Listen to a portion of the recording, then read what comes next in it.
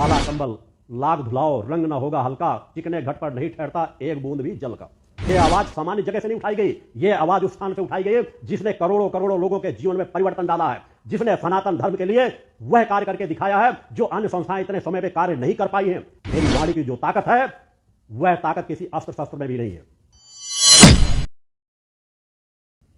आज कुछ अन्य बिंदुओं पर भी जो समसामयिक बिंदु तत्कालिक संगठन के बीच चल रहा है, नवरात्र के बीच मेरे द्वारा जो कुछ आवाजें उठाई गई थी अनेकों संस्थानों के विषय में कि कुछ संस्थान हैं जो धर्म को माध्यम बना करके समाज को गुमराह कर रही हैं, समाज के साथ छल कर रही हैं, ढोंग और पाखंड कर रही हैं, उन संगठनों पर भी मेरे द्वारा आवाज उठाई गई थी। नाम ले लेकर के कई संस्थाओं में उठाया गया, नाम उठाया से कहा गया। बागेश्वर धाम में भी कुछ गलतियों के प्रति मेरे द्वारा इंगित किया गया था, वहां पर भी बहुत बड़ा सुधार उन्होंने किया है। अच्छी बात है, जो कोई भी सुधार कर रहे हैं उसका स्वागत किया जाता है।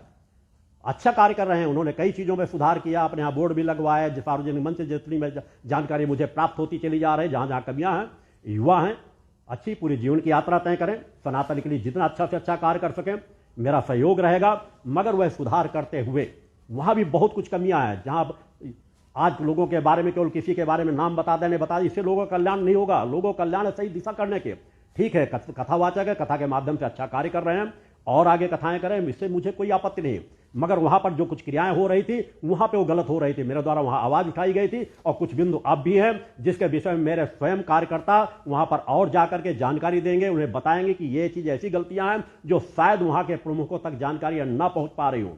यहां आकर करके जिस तरह कुछ महिलाओं ने शिकायत बताई, अन्य चीजों से शिकायत बताई, चूंकि वहां कुछ सुधार किया जा रहा है और इसकी जानकारी मुझे बराबर पहुंचाई जा रही है संगठन के कार्यकर्ताओं के माध्यम से या वहां उनके कार्यकर्ताओं के माध्यम से, तो मैं उस पर विचार करता रहूंगा, इंतजार करता रहूंगा, उनमें सुधार हो सके अच्छी बात है, जहां कमियां हो उनके बारे में भी बताया जाएगा।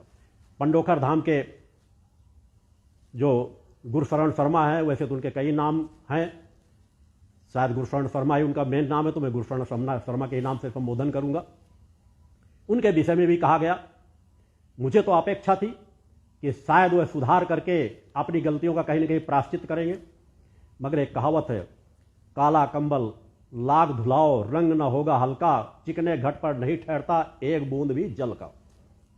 वो उसी विचारधारा के निकले जहां उन्हें सत्य की आवाज को पहचानने का प्रयास करना चाहिए, सत्य को समझने का प्रयास करना चाहिए। यह आवाज सामान्य जगह से नहीं उठाई गई, यह आवाज उस स्थान से उठाई गई जिसने करोड़ों करोड़ों लोगों के जीवन में परिवर्तन डाला है, जिसने सनातन धर्म के लिए वह कार्य करके दिखाया है जो अन्य संस्थाएं इतने समय पे कार्य नहीं कर पाई हैं।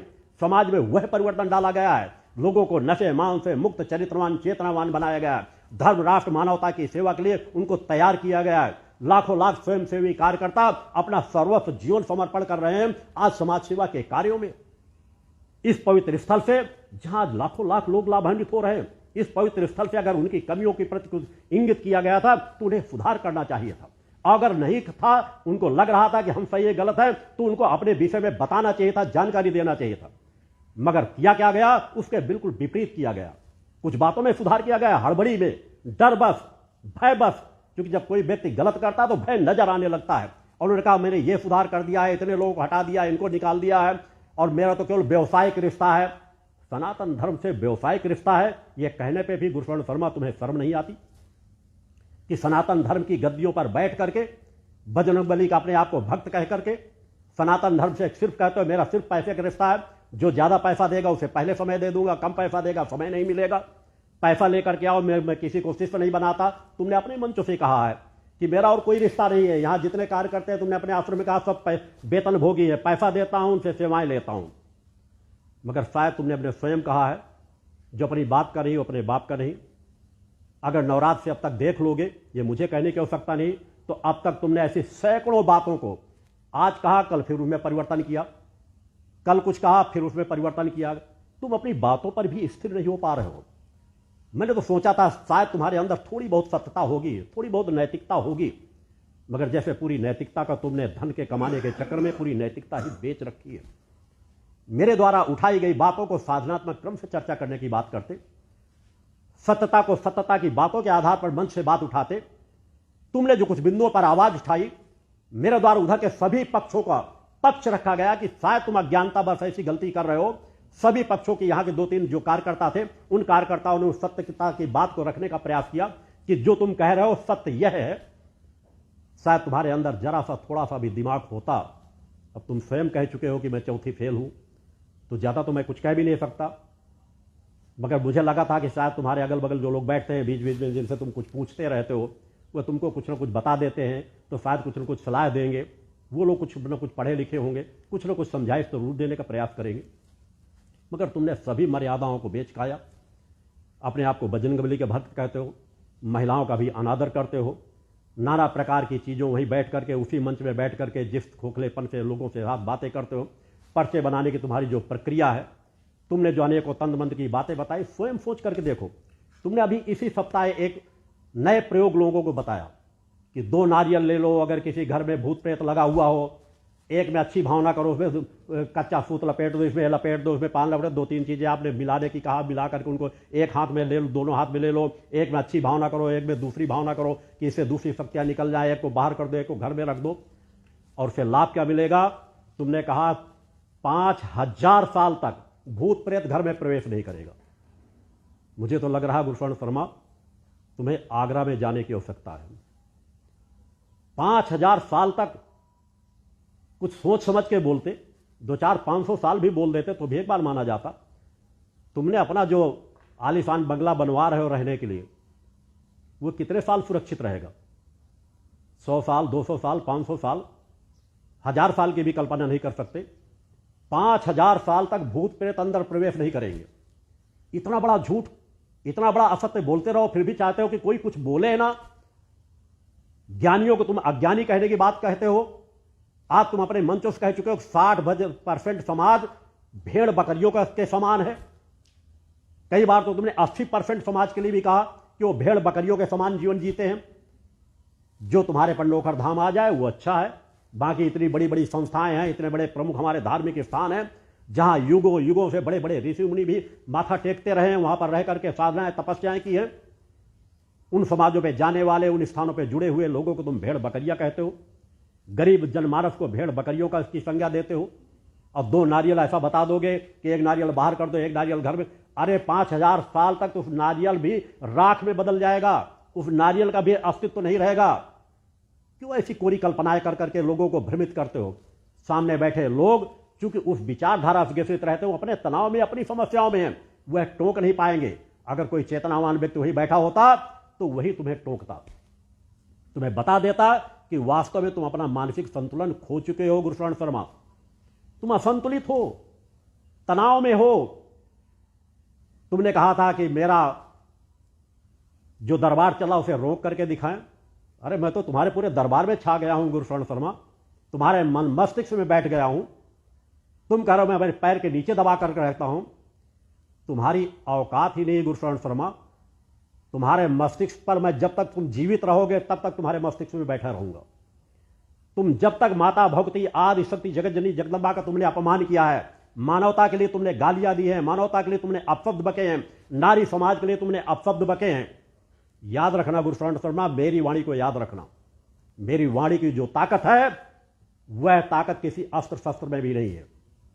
तुम जीवन के अंतिम सांस तक भी मुझे नहीं भुला पाओगे। तुम्हारे पास 2 ही विकल्प है, या तो सार्वजनिक खड़े होकर के माफी मांगो कि हमसे गलती हुई और हम प्रायश्चित करते हैं। अगर प्रायश्चित नहीं करोगे, तुम मुझे मार डालना चाहते हो, मुझे मारने के लिए लोगों को नियुक्त करते हो। मैं चाहता हूं तुम्हारा जीवन लंबा हो, तुम्हारी मृत्यु न हो जल्दी, मगर वह लंबा जीवन तुम्हारा इतना कष्टों से भर जाएगा जिसकी तुमने कल्पना भी नहीं की। क्योंकि हर मनुष्य को अपने कर्मों का फल भोगना पड़ेगा।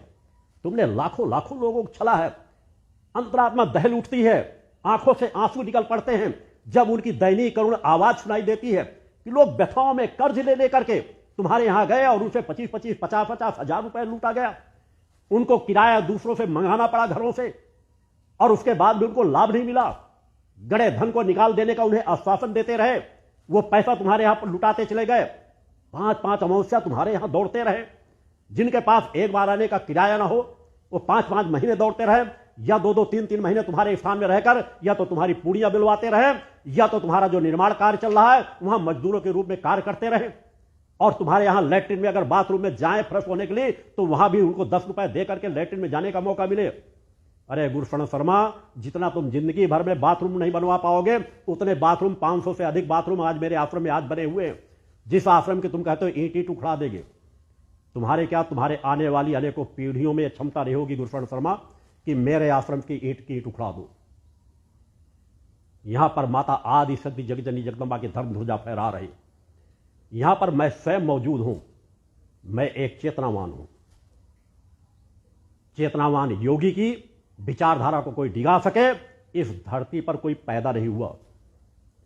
तुमको अनेकों जन्म लेने के बाद भी तुम्हारी यह कल्पना कभी कल्पना के रूप में कभी साकार होती नजर भी नहीं आएगी। अतः ऐसी कोरी कल्पनाएं मत करो, झूठ और पाखंड मत फैलाओ। मैंने तो एक साधारण सी अपनी बात आवाज उठाई थी कि तुम्हारे यहां कमी हो रही है। अनेकों संस्थाओं पर आवाज उठाता हूं, उठाता रहो, विरोध की मैं चिंता नहीं करता। तुम्हारी जितनी सामर्थ्य हो, तुम्हारे अंदर के खोखलेपन को ही तो मैं निकालना चाहता हूं। मैंने अनेकों मंचों से कहा है, तुम जितना चीखोगे, जितना चिल्लाओगे, मेरा ही कार्य करोगे। मैं महीने में एक बार तुम्हारे सामने आता हूं, उससे तुम व्याकुल हो जाते हो। महीने भर तनावग्रसित रहते हो, महीने भर तुम्हें नींद नहीं आती, महीने भर तुम चीखते चिल्लाते रहते हो। जरा कल्पना करो, अगर मैं रोज तुम्हारे सामने आना शुरू कर दिया तो तुम्हारा क्या होगा? तुम्हारे तो हाथ पैर वैसे भी महीनों कांपते रहते हैं। अपनी ही रिकॉर्डिंग को खुद देख लिया करो गुरुशरण शर्मा। घंटे 2 घंटे भी अगर बोलते हो तो कहीं मुंह पोंछते हो, कहीं हाथ पोंछते हो, तनावग्रसित होते हो, पगड़ी उतार करके रख देते हो, असंतुलित रहते हो। तब क्या होता है, आने वाली तुम्हारी पीढ़ियां भी कभी नहीं जान पाएंगी इस तप को क्या कहते हैं। तपस्वी किस प्रकार के होते हैं? कोट पैंट पहन लेना, शर्ट पहन लेना, मोजे जूते पहन लेना, ऊपर सर को बांध लेना, रात रात भर रजाई के अंदर घुसे पड़े सोते रहना, यह तुम्हारे जीवन का कार्य हो सकता है। तुम सामान से मेरी बात स्वीकार करके देख लो। चलो मैं कह रहा हूं, एक छोटी सी बात स्वीकार करके देख लो। मैं तो इन्हीं वस्त्रों में रहता हूं, एक कुर्ता पहनता हूं, इसके अंदर इनर भी नहीं पहनता, अन्य कोई चीज नहीं पहनता। चलो अब से इसी सीजन के लिए, मैं ठंड के मौसम के लिए तुम्हें कहता हूं, अगर तुम मेरी बात थोड़ा सा एहसास कर रहे हैं कि हां तुम्हारे अंदर तपस्वी का प्रथम श्रेणी का गुण है, प्रथम चरण का कुछ गुण है, तो आज से कोट पैंट त्याग कर दो। केवल एक कुर्ता और धोती तहमक जो कुछ भी तुम्हें पहनना हो वह पहनकर केवल जनवरी तक का मुझे दिखा दो। इतने घंटे में बैठ लूंगा, इतने घंटे क्या करूंगा? अरे तुम लोग निमंत्रण खाने वाले लोग क्या समझोगे दूसरी बातों को? दूसरे को खा खा करके अपना पेट भरने वाले। अभी से तुम्हारी कमर झुकने लगी है। तुम मुझे कहते हो कि तुम मेरे पिता की उम्र के बराबर हो, तो तुम मेरे बेटे की उम्र के बराबर हो। मैं भी कह रहा हूं, अभी से तुम्हारी कमर झुक रही है। तुम मेरे रहते रहते ही बूढ़े होने लगोगे गुरुशरण शर्मा। यह होता है तप।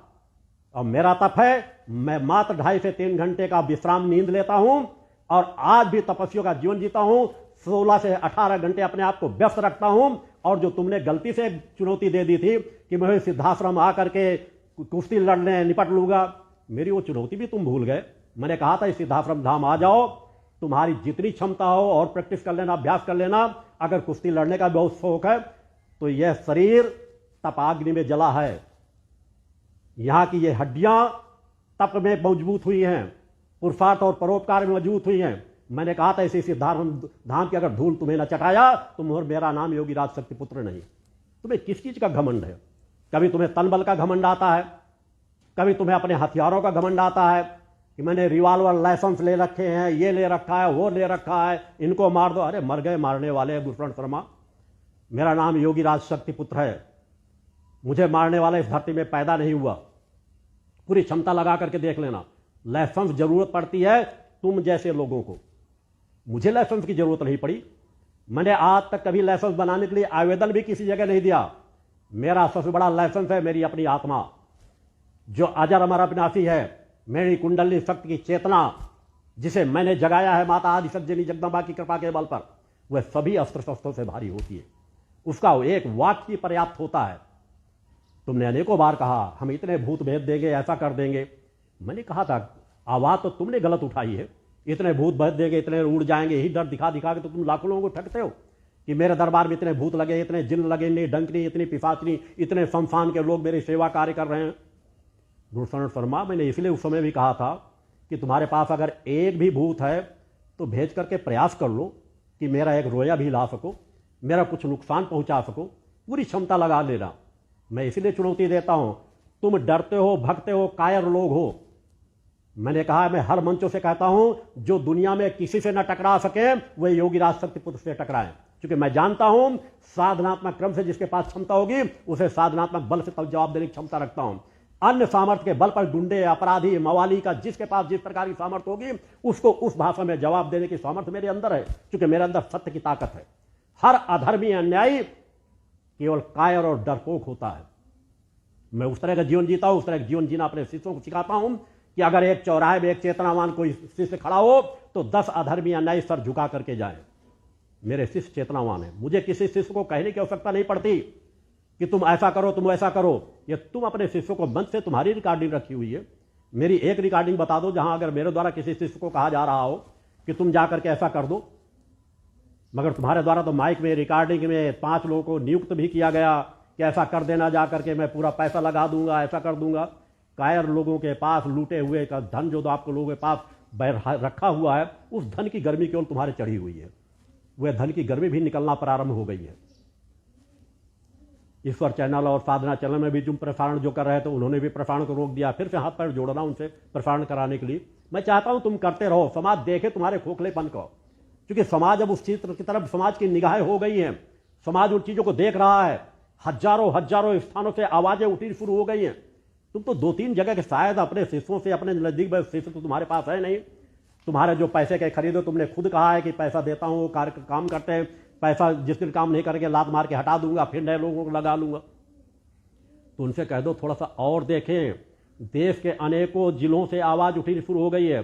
तुम तो 2 ही लोगों से, एक वह निर्भीक निडर पत्रकार राघवेंद्र, उसी से तुम भय खा रहे हो। एक वह आर्टिस्ट, कलाकार जो गीत गा रहे हैं, जिसे पूरे देश ही नहीं विश्व का एक माना जाना पहचाना एक चेहरा है।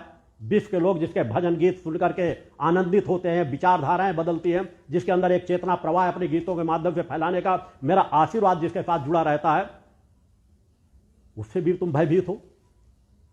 बाबूलाल विश्वकर्मा का नाम तो तुम दिन भर रटते हो। थोड़ा सा और याद रखना, अभी बहुत से नाम ऐसे हैं समाज के बीच जिनको तुमने छला है, लूटा है, उनकी आवाजें उठनी प्रारंभ हो गई हैं। अब तुम चाहते हो मैं उन्हें शांत करा दूं। छल उनके साथ तुम करो और समाज में जब वो आवाज उठाना शुरू कर दें, गालियां तुम उन्हें दो, नारी समाज को किसी को ताड़का कहो, किसी को कुछ कहो, उनके धार्मिक भावनाओं को आघात तुम पहुंचाओ, उनके गुरुओं का अपमान तुम करो, और तुम चाहते हो कि मैं उन्हें शांत करा दूं। शांत करा दूंगा, मेरे अंदर ये क्षमता है। सार्वजनिक मंच से माफी मांगो, क्षमा मांगो, प्रायश्चित करो कि मुझसे गलती हुई, भविष्य में मेरे द्वारा ऐसी कोई गलती नहीं की जाएगी। मैं जानता हूं कि जिनको तुमने छलाया लूटा है, मैं प्रसारण करा के उन्हें बुला करके शांत करने का प्रयास करूंगा, और जिनके काम तुमने नहीं किए उनके कार्य मैं इस आश्रम से करके दिखा दूंगा, उनको लाभान्वित करूंगा, उनकी समस्याओं का समाधान करूंगा। तुम्हारे पास कितनी गुरुशरण सामर्थ्य है, केवल ढोंग पाखंड का चोला ओढ़े बैठे हो। अभी इसी सप्ताह एक व्यक्ति अपने भाई को लेकर के आया, रिकॉर्डिंग देख लेना, तुम्हारे यहां की रिकॉर्डिंग है, मैं नहीं कह रहा, हजारों लोगों ने देखा होगा, तुम्हारे वहां पर बैठे हुए लोगों ने देखा होगा। एक भाई आया, रो रहा था तुम्हारे पास, उसने कहा कि मेरा भाई बीमार है, उसके दौड़े पड़ रहे हैं, आज होश नहीं रहा, तुमने सामने लिटाया, मंच में कैमरा कवर कर रहा था, मुंह से झाग निकल रही थी, तुमने अपनी पूरी उसी नाटकीय अंदाज से जब उसने कहा कि मैं अपने भाई को यहां लेकर आऊं, तुमने कहा नहीं मैं बुला लूंगा, वो आ जाएगा। 4-5 बार तुमने उसका नाम ले लेकर के, आ जाओ बेटे आ जाओ। अरे गुरुशरण शर्मा, तुम्हारी आवाज में न तो बजरंगबली की कृपा है, ढोंग पाखंड का आवरण है। जिसको दौड़ा पड़ा हुआ हो आवाज सुनकर तुम्हारी आवाज में आ जाए, ऐसा कभी संभव था ही नहीं, क्योंकि मैं भी उसी वक्त देख रहा था। सिर्फ ला करके कई बार ऐसी चीजों को ला के मेरे सामने रख देते हैं। मैंने देखा कि तुम्हारा नाटक प्रारंभ था, तुम ये तो कह रहे थे कि नाटक की किसी चीज में मेरा अवरोध पैदा करके दिखा दो। तुमने कई बार प्रयास किया, तंद मंद घुमाया, अपनी उंगली घुमाया, रिकॉर्डिंग देख लेना, नहीं रिकॉर्डिंग भविष्य में सब मेरे पास कलेक्शन रखी है। मैं किसी पर आवाज उठाता हूं तो उसकी सैकड़ों घंटों की रिकॉर्डिंग मेरे पास होती है। समय के साथ अलग अलग स्थानों में उन सभी चीजों का विश्लेषण कर करके समाज को दिया जाएगा। तुमने बहुत तंद मंद घुमाया, उंगली उठाया, मंत्र पढ़ा, मंत्र पढ़ने की क्रियाएं की, आ जाओ बेटे अब पहुंच दो, अब झाग दोबारा नहीं निकलेगी, उससे दुगना झाग निकलने लगी। बड़ा प्रयास तुमने कहा, फिर तुमने किसी अपने जो शायद तुम्हारा सबसे नजदीकी चेला होगा, या हो सकता है पैसे की किराए में, जैसा उन्होंने कहा, तुमने कहा जाके हाथ सर पे लगाओ ठीक हो जाएगा। वो हाथ लगाया, वो और अधिक शिथिल हो गया, उसको हिला भी नहीं पाया। फिर तुमने एक डर बस कहा कैमरा हटा दो वहां से। तुम्हें अपना कैमरा हटाना पड़ रहा था, कैमरे को वहां से हटाया और प्रयास किया, थोड़ा बहुत प्रयास, उठा के खड़ा करो उस बेहोश व्यक्ति को, उठा के खड़ा करो, कितनी देर खड़ा रहेगा। वो फिर दच से नीचे बैठ गया, क्योंकि बेहोश था, तुम्हें होश में भी नहीं ला सके और तुम्हारे हाथ पैर कांपने लगे, क्योंकि धन अंदर ताकत तो थी नहीं कोई, तन मन का नाटक कर रहे थे। अगर उठ के आ जाता तो कहते देख दो देखो मैंने तन मन के बल पर एक बेहोश पड़े व्यक्ति को जगा करके अपने पास बुला लिया। डर करके तुरंत हाथ तुम्हारे चलने लगे, ले जाओ इसको तुरंत अस्पताल, जिस डॉक्टर को दिखा दो वहां से आराम मिल जाएगा, ले जाओ डॉक्टर के पास। उस व्यक्ति को प्रमाण रूप में कह रहा हूं, किसी डॉक्टर को जाकर के दिखा ले, दुनिया की कोई ताकत नहीं ठीक कर पाएगी। तुम्हारे मंच से गया है, जाकर के ठीक करके दिखा दो। उसका रिकॉर्ड रखा है, फोटो रखी है, उसकी फोटो रखी है, उसके भाई की फोटो रखी हुई है। तुम ठीक करके उसको स्वस्थ करके उसकी जांच करा के दिखा देना कि पूरा ठीक हो गया है। और तुम्हारे अंदर क्या ताकत है, मेरे शिष्यों के पास क्या ताकत है। अगर मेरा कोई शिष्य वहां पर होता, मैंने अपने शिष्यों को पात्रता दी है कि अगर बेहोश पड़ा व्यक्ति भी हो, अगर उसके आज्ञा चक्र पे अंगूठे से अपना स्पर्श कर देंगे, यहां का ध्यान रख करके वह शिष्य जो नशे मांस से मुक्त चरित्रवान जीवन जीता है, तो बेहोश पड़ा व्यक्ति भी तुरंत होश में आ जाएगा। नहीं ठीक कर पाए तुम, ये नाटक बंद करो गुरुशरण शर्मा। तुम चाहते हो आवाज न उठे, आवाज उठाते रहा जाएगा, यहां से आवाज उठती रहेगी। तुम कहते हो मैं किसी का पर्चा बना देता हूं, एक भी जानकारी तुम्हारे अंदर नहीं है, खोखले हो पूरी तरह से, एक व्यक्ति का पर्चा नहीं बना सकते। मैंने इसीलिए चुनौती दी है कि आओ जिस स्थान पर कह दो। नहीं, मैंने प्रयागराज में कहा कि मैं 5 शिष्य नियुक्त कर दूंगा, 5 शिष्य में अगर एक शिष्य का भी तुम पर्चा बना दोगे तो मैं जान जाऊंगा तुम्हारे अंदर पर्चा बनाने की सामर्थ्य है। तुम जब नए किसी व्यक्ति को बुलाते हो तो पहले से लिख रखते हो, उसमें 3 नारियल, 3 मंधन, इतनी अमावस्या, 5 अमावस्या करना है, हवन करना है, ये सब कुछ पहले से लिख रखते हो, कृपा होगी। और जब उससे बैठालते हो तो उससे नाम पता सब पूछ लेते हो, नाम जानकारी ले लोगे, सब जानकारी ले लोगे और उसको पहले नाक के सामने ऐसे सीधा करके दिखाओगे प्लेट कि, और अपनी तरफ को लिख करके कि वो पढ़ भी ना पाए। अगर कोई थोड़ा झुकता है तो तुरंत अपनी प्लेट को उठा करके अपने पैरों में रख लेते हो और उसको बताना शुरू कर देते हो, ये परेशानी तुम्हारी। और फिर बाद में कैमरा तुम्हारी तरफ से हटा दिया जाता है और फिर तुम्हें जो लिख रहे होते हो वह लिख रहे होते हो, जो नाम पता अपनी परेशानी बता चुका होता है वो 3-4 लाइनों में लिखते। तुम्हारे जाने पहचाने लोग रहते हैं जो बताते हैं, हर व्यक्ति जो जाता अपनी व्यथा बताता है। किसी का आधार कार्ड ले लो, फोन नंबर ले लो, उसी से उसके पिता का नाम पता सब चीजें जानकारी में आ जाएगी। और इससे तुम समाज को दोगे क्या? छल से भी जानकारी लेकर के अनेकों जो पर्चे बनाने वाले लोग हैं, इस तरह कर करके समाज को दे क्या रहे हो? समाज को छल रहे हो, समाज को ठग रहे हो और फिर भी चाहते हो आवाज न उठे। कहीं से आवाज उठे या ना उठे, यह वह मंच है जहां से एक नहीं तुम जैसे हजारों लोगों के विरुद्ध आवाज उठती रहेगी। तुम कह रहे हो कभी इसका उपयोग कर रहे हैं, किसी इसका उपयोग कर रहे हैं। मेरे द्वारा कभी किसी का उपयोग करने की जरूरत नहीं, मैं अकेला पर्याप्त हूं, मेरे शिष्य पर्याप्त हैं किसी भी अनीति अन्याय अधर्म का जवाब देने के लिए। उनके अंदर वो क्षमता है। हम ढोंग पाखंड के विरुद्ध आवाज उठाते रहे हैं और आवाज उठाते रहेंगे, क्योंकि सनातन धर्म को कोई ठग सके, छल सके, हमारे रहते संभव नहीं होगा। हम उसमें आवाज उठाते रहेंगे। गुरुशरण शर्मा, भूत प्रेत का झाड़ने का नाटक बंद करो। तुम्हारे पास एक भी भूत की सिद्धि नहीं है, तुम्हारे पास बजरंगबली की कृपा नहीं है। बजरंगबली की कृपा तो न मालूम कब से उस स्थान को छोड़कर ही जा चुकी। बजरंगबली ने ही मुझे प्रेरणा दी है कि तुम्हारे पाखंड को उजागर करूं। तुम बजरंगबली के नाम पर वहां पर जो आडंबर रच रहे हो, बजरंगबली के नाम को भी बदनाम कर रहे हो, जैसे बजरंगबली तुम्हारे कोई गुलाम हो। और तुम गुरुशरण शर्मा जब तक जीवन जियोगे तब तक कष्टों को भोगोगे, ये सुनिश्चित है, इसमें 2 मत नहीं है। क्योंकि प्रकृति के विधान में देर न है ना अंधेर है, सब चीजों का है। तुमने जितने भी जो रास्ते तय किए हैं, जिस तरह के कार्य तुमने किए हैं, ये मेरे द्वारा नोट करके अपने पास रख लेना, नहीं अपने परिवार को नोट करके जरूर दे देना। तुम ही नहीं, तुम्हारे आगे आने पीढ़ी वाली पीढ़ी भी, जितने लोगों को छल करके तुम जैसा भोजन कर रहे हो, जिस ऐश्वराम को भोग रहे हो, परम सत्ता के दंड से बच नहीं पाओगे। परम सत्ता के विधान में हर व्यक्ति के जीवन में क्या कैसी स्थितियां आनी है, मुझसे लिखाना चाहोगे। मैंने कहा था जब भी ये चाहो अपने घर के किसी सदस्य को भेज देना, मैं पर्चा लिख के दे दूंगा, संभाल के रख लेना, वर्ष दर वर्ष की चीजों के बारे में बता दूंगा। तुम्हें जीवन में बहुत कुछ संघर्षों को भोगना है और जब तुम मृत्यु को प्राप्त होगे प्रेत योनि में ही जाओगे। और जब प्रेत योनि में जाओगे, जीते जी गलती मानोगे, अगर नहीं मानोगे तो प्रेत योनि में आकर यहीं पर गिड़गिड़ाओगे, इसी सिद्धाश्रम धाम में, तभी तुम्हें मुक्ति मिलेगी। नहीं, हजारों जन्म वहीं प्रेत योनि पर पड़े रहोगे, कभी तुम्हें मुक्ति नहीं मिलेगी। गुरुशरण शर्मा, अगर तुम्हारी क्षमता है तो तुम एक भी भूत की सिद्धि है जो सफ़ेद वो छड़ी लेकर के घुमाते रहते ना लोगों को बेवकूफ़ बनाने के लिए, इस तरह की हजारों छड़ियां एक साथ भी मिल जाएंगी तब भी मेरा एक रोया नहीं टेढ़ा कर पाएंगी, जितनी ताकत हो।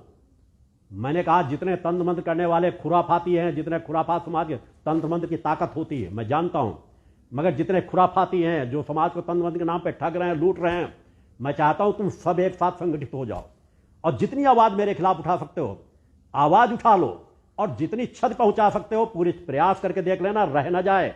इसलिए मैं कह रहा हूं तुम और चीखते रहो और चिल्लाते रहो। तुम जितना चीखोगे चिल्लाओगे मेरा ही कार्य करोगे। तुम अपने इस तरह के बिरादरी के जो लोग हैं, कितने जो तुम कहीं कह रहे हो इतने स्थान चले, उन सबको संगठित कर लो एक साथ बैठ। तुम वैसे बहुत प्रयास कर चुके हो, मेरे गुरु तंत्र मंत्र का भी प्रयोग कर चुके, अन्य चीज़ों का प्रयोग कर चुके, रोज अपने हाथीवान के सामने निवेदन करते हो कि कुछ हो जाए कुछ हो जाए। अरे मैं कुंडली शक्ति चेतना का साधक हूँ, अपनी आत्म चेतना को मैंने जगाया है। आत्म चेतना की क्या क्षमता होती है तुमको गुरुशरण शर्मा इसका एहसास ही नहीं है। सात्विक असात्विक जितनी शक्तियां होती हैं आत्मशक्ति उनसे कई गुना ज्यादा बढ़ी हुई होती है। आत्मशक्ति की शक्ति के सामने तंत्र मंत्र की कोई क्रियाएं कभी कार्य करती ही नहीं। अगर इतना तुम्हें ज्ञान हो तो एहसास होना चाहिए। तुम्हें तो इतनी क्षमता है तुम मेरे किसी एक शिष्य का कुछ बिगाड़ सको, प्रयास करके देख लेना। और बाह्य क्रम से मैं ऐसा कर दूंगा, रिवॉल्वर रखता हूँ, लाइसेंस रखता हूँ, अरे इन फुलझड़ियों से तुम मुझे डराने की कोशिश मत करो। मेरी आवाज़ इससे बंद नहीं होगी। तुम गालियां दे करके मेरी आवाज़ बंद करना चाहते हो, क्योंकि मेरे अंदर मैं माता आदिशक्ति जगदम्बा का भक्त हूँ। मुझे गालियों का जवाब गालियों से देने की जरूरत नहीं। संविधान बना हुआ है, कानून बना हुआ है, उसको कानून के दायरे में आके कोर्ट में जवाब तुमसे जरूर लिया जाएगा। और गालियां ही देना है तो मैं तुम्हें चुनौती देता हूं, जितनी गालियां दे सको उतनी गालियां दो, क्योंकि मैं जानता हूं जितनी गालियां तुम दोगे इस जनमानस से, समाज से, सनातन धर्म से वो आवाजें उठेगी। एक गाली का जवाब सैकड़ों गालियों से तुम्हें स्वयं प्राप्त होता रहेगा। मुझे कहने की जरूरत नहीं, मुझे किसी को बताने की जरूरत नहीं, क्योंकि समाज को तुमने छला है। समाज दोनों पक्षों को सुन रहे हैं, समाज दोनों पक्षों को आगे सुनते रहे। मैं केवल तुम्हारे सुनाने के लिए नहीं आता हूं, इस समाज के लिए कि जो समाज है वह कम से कम इधर के पक्ष को समझता जा सके और देख सके कि जो तुम आडंबर रच रहे थे कि सभी सनातन में अंधकार छा जाएगा, केवल एक पंडोखर धाम बचेगा। अरे गुरुशरण शर्मा, कहां से तुम पागल हो गए हो? क्या रात में सपना ऐसा देख लेते हो?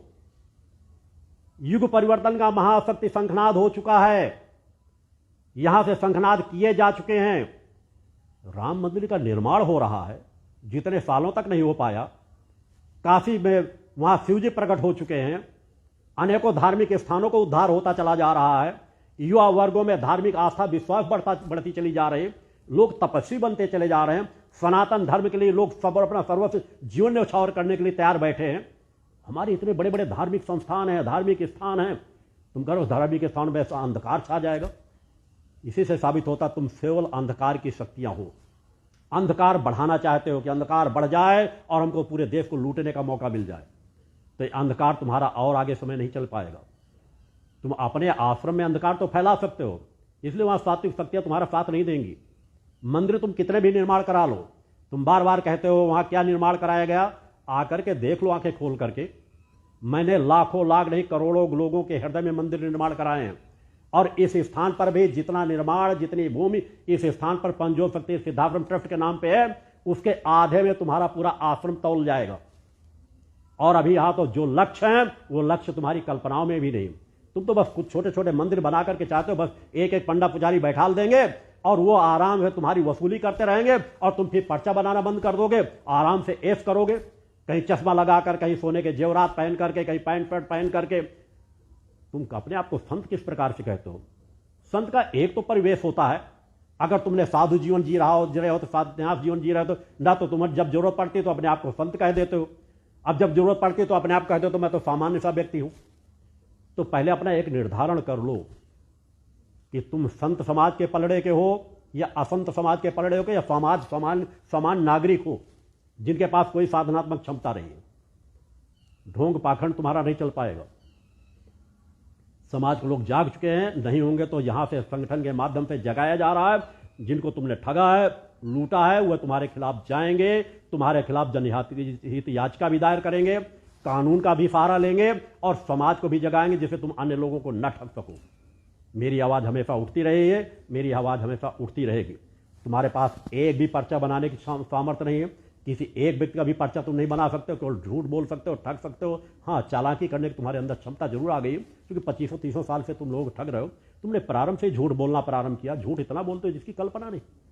मेरे द्वारा अनेकों द्वारा जो बताया गया कि चित्रकूट में पहले से बता दिया गया था, यज्ञ की जब पहली आहुति डाली गई, अरे मैं अग्नि सिद्ध साधक हूं गुरुशरण शर्मा, अग्नि की एक ज्योत में बता सकता हूं इस ज्योत का आगे क्या करेगी। पहली जब आहुति डाली गई थी, एक ने दर्जनों लोगों के पास सामने, तुमने ब्रजपाल चौहान के लिए गालियां दी, अब शब्द बके, इसलिए कि वो मौके का था, उसने मौके बताया कि हाँ मेरे सामने चीजें कही गई थी। मैंने पहली आहुति डालते ही कह दिया था कि इस आहुति में यज्ञ में यहां से अग्नि लगेगी, रिकॉर्डिंग लगी हुई है कि अग्नि यज्ञ की आहुति से जाकर के ऊपर लगी थी। मगर तुम हर चीज जब झूठ ही बोलना है, सत्य को स्वीकार ही नहीं करना, तो किस तरह कहते हो अरे तुम अगर ऐसा कभी भविष्य सम्मेलन होगा तो तुम जैसे लोग दर्शक दीर्घा में भी बैठने की सामर्थ्य नहीं रखते हो, जिनको झूठ ही बोलना है, झूठ खाना, झूठ बोलना, झूठ परोसना, झूठ है सब कुछ चल रहा है कि झूठ के बल पर केवल पैसा लूटना चाहते हो, लोगों के साथ छल करना चाहते हो और चाहते हो कोई बोले ही ना। उस बात को भी तुमने नकार दिया। अगर जरा से एहसास होता तो इतनी ही बात मान लेते कि हाँ अगर किसी के द्वारा ऐसी चीज बताई गई है, प्रमाण भी है, तो कहीं ना कहीं तो कुछ सत्यता होगी। अगर मैंने कहा कि मैं 2500 फीट दूर बैठ करके तुम नजदीक बुलाकर कहते हो मैं किसी के हाथ की एक रेखा भी देख लूं तो उसका पूरा भविष्य बता सकता हूं, यह क्रम मैंने समाज के बीच दिए, तुम मुझसे चाहते हो कि करके दिखाओ। मुझे ना अपने समाज को करके दिखाने की जरूरत है, ना शिष्यों को। मैंने इस आश्रम में मूल ध्वजा स्थापित करने के पहले 8 यज्ञ समाज के लिए प्रमाण के रूप में किए थे कि समाज में आज भी सत्य में क्या ताकत है। उन चीजों के प्रमाण एक नहीं सैकड़ों चीजों में दिए थे। भविष्य बताना, श्री माली जी के विषय में बात करते हुए मैंने बताया है कि मैं जिस मूल चेतना का अंश हूं, जिस मूल चेतना का स्वरूप हूं, उस मूल चेतना के वो शिष्य थे, इसलिए एक प्रकार से वो मेरे ही शिष्य हैं और उनके कल्याण के लिए भी मैं गया था। उनको मैंने वो मार्ग बताया था, वहां पर भी मैंने अब शक्ति की ताकत का एहसास कराया था कई घटनाओं के माध्यम से। उनकी मृत्यु के विषय में भी मैंने बताया था, अनेकों घटनाओं के विषय में मेरे द्वारा बताई गई थी। मगर तुम्हें इनसे क्या फर्क पड़ना, तुम तो काले कंबल के समान ही हो। चाहे जितना कहा जाए उसका दूसरा चीज ढूंढना शुरू कर, वैसा हुआ वैसा हुआ। विरोध से मैं कभी नहीं डरता, उसका तो हर पल में स्वागत करता हूं। मेरी यात्रा क्या है, मैं सच्चिदानंद का स्वरूप हूं। मैंने किसी अहंकार से अपनी चुनौती नहीं रखी, धर्म रक्षार्थ मैंने चुनौती रखी है और हर प्रकार के कार्य कर चुका हूं। जिस प्रकार के कार्यों को अगर तुमको सुनना है तो मैं जनवरी से उसका भी अनुमति दे रहा हूं, जो मैंने अपने 2500 सालों तक अनुमति नहीं दी कि जनवरी के बाद 23 जनवरी के बाद कार्यकर्ता वो व्यवस्था कर देंगे कि तुमको रोज 2-4 लोगों के, अब तक कितने लाखों लाख लोगों को किस तरह लाभान्वित किया गया, कितने लोगों को ऐसी चीजें जानकारी बताई गई जो अच्छे सच्चे सिद्ध साधक बताने की सामर्थ्य नहीं रखते और किसी पैसे के लाभ भी नहीं, किसी प्रलोभन के लाभ भी नहीं। उन लोगों के जिनको हाथ से स्पर्श कर दिया, तुम जैसे लोग जो उठा नहीं पाते उनको निरोगी बना दिया। ऐसी एक नहीं जानकारी, एक स्थान पर रहकर देश के दूसरे स्थानों पर क्या कुछ घटित हो रहा है इनकी जानकारियां दी गई। 2500 साल बाद क्या होगा इसकी जानकारी दी गई। मगर तुमको तो इन चीजों को स्वीकार ही नहीं करना। तुमको तो झूठ के पुलिंदे हो, छल कपट झूठ ये तुम में भरा हुआ है। बजरंगबली के साधक करते हो, 2-2 शादियां किए बैठे हो, आगे और शादियां करने की इच्छा रखते हो। मन में क्या क्या चलता रहता है ये मुझसे छिपा नहीं है। मैं अगर उनमें आवाज उठाना शुरू कर दूंगा तो इंतजार करो, मुझे आवाज इन चीजों की ज्यादा उठाने की आवश्यकता नहीं। तुम्हारे लोग, तुम्हारे जिनके साथ तुमने छल किया वो आवाज उठा रहे हैं और तुम अगर सोचो कि आवाज बंद हो जाएगी, जिंदगी भर प्रयास करते रहना, तुम्हारे खोखलेपन का भंडाफोड़ अवश्य होता रहेगा। तुम्हारी वसूली बंद जरूर होगी, पूरी तरह तुम न बंद करोगे। जैसे तुमने कहा कि एक पर्चा तुम खुद स्वीकार करने ज्यादा नहीं बनाऊंगा तो चाहे एक पर्चा ही बनाऊं, उसी लायक तुम्हें छोड़ेगा भक्ति मानव कल्याण संगठन कि तुम लोगों को ज्यादा नहीं छल सकोगे। हर तरह से रोका जाएगा, समाज में जागृत पैदा की जाएगी, जितने तुम्हारे छल हैं उनके बारे में समाज को अवगत कराया जाएगा। तुम इतना निश्चित मान लेना कि तुम्हारी गालियों से यहां कोई डरने वाला नहीं। तुम गालियां जितनी पानी दे पी के गालियां दे सको, पूरी तरह देने का प्रयास करना, जितनी तुम्हारी सामर्थ्य हो। हर गाली का जवाब साधना पक्ष से मेरे पास मौजूद है। तुम सभी उन कर्मों से भोगते हुए निकलोगे इस जीवन में। माता आदि शक्ति जगतजननी जगदम्बा को तुमने गाली दी है, उनको अपने तुमने जूता पालिश करने वाली बताया है। मैं हर गलतियां माफ कर सकता हूं, अपने ऊपर दी हुई दर्जनों गलतियां माफ कर सकता हूं, मगर मेरी इफ्त को कोई जूता पालिश करने वाली कहे मैं इसे कभी नहीं माफ कर सकता।